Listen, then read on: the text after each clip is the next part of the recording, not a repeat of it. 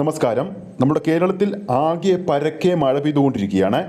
നാളെ ടെർബോ റിലീസും ചെയ്യും. എന്നാൽ ടെർബോ സിനിമയുടെ ടിക്കറ്റ് ബുക്കിംഗിന്റെ കാര്യം ബുക്ക് മൈ ഷോയിലൊക്കെ നോക്കുമ്പോൾ ഈ കനത്ത മഴയിലും ഇടിവെട്ട് ബുക്കിംഗ് എന്ന് തന്നെ പറയേണ്ടി വരും.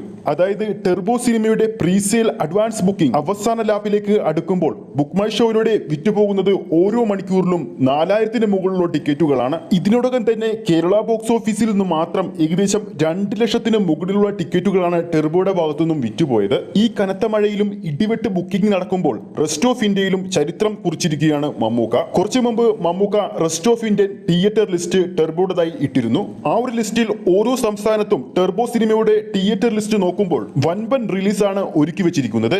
റെസ്റ്റ് ഓഫ് ഇന്ത്യയിൽ ഏറ്റവും അധികം വൻപൻ റിലീസ് ഉള്ളത് തമിഴ്നാട്ടിലാണ്. ഏകദേശം 80 തിയേറ്ററുകളിലാണ് തമിഴ്നാട്ടിൽ ചിത്രം നാളെ റിലീസ് ചെയ്യാൻ പോകുന്നത്. അതിനുശേഷം ഏറ്റവും വലിയ റിലീസ് ഉള്ളത് കർണാടകത്തിലാണ്.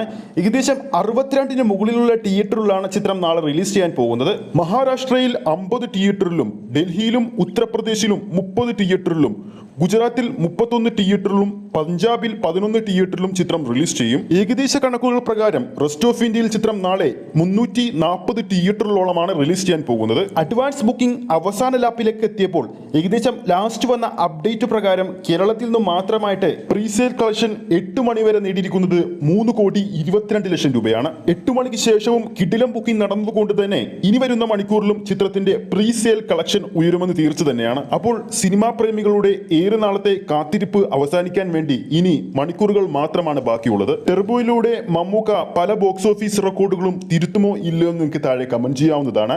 ഈ ഒരു വീഡിയോ നിങ്ങൾക്ക് ഇഷ്ടപ്പെട്ടിട്ടുണ്ടെങ്കിൽ വീഡിയോ ലൈക്ക് ചെയ്യാനും ചാനൽ സബ്സ്ക്രൈബ് ചെയ്യുന്ന കാര്യം കൂടി പരിഗണിക്കുക. ഫേസ്ബുക്ക് പേജിലൂടെയാണ് ഈ ഒരു വീഡിയോ കാണുന്നതെങ്കിൽ ഫേസ്ബുക്ക് പേജ് ഫോളോ ചെയ്യുക. അടുത്തൊരു അപ്ഡേറ്റുമായി നമുക്ക് വീണ്ടും കാണാം.